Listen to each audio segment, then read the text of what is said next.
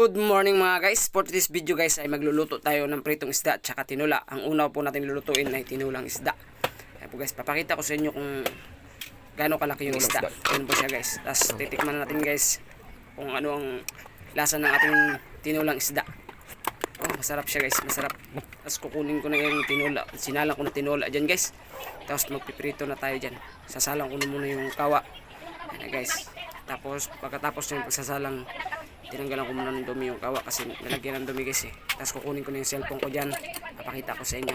Ayan na ang isda na pipirtuhin ko. Itong piraso yan guys.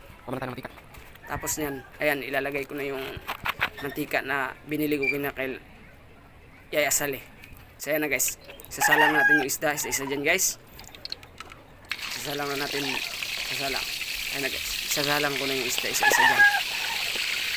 Pagkatapos kung isa lang yung isda dyan ay may natira pa na tatlo guys. So yan. Diba?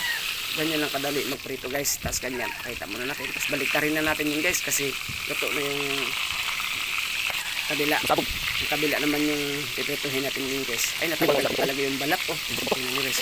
Wow, sarap. Ganyan. Tapos yan luto na guys. Tapos may tatlo na naluto.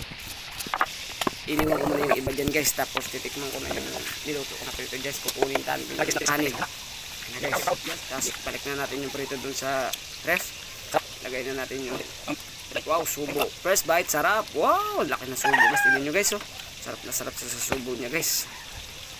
Papa ko dyan guys. Inaya kung kumain. Ayaw niya eh. Ako na lang. Hanggang dito na pala yung video natin guys.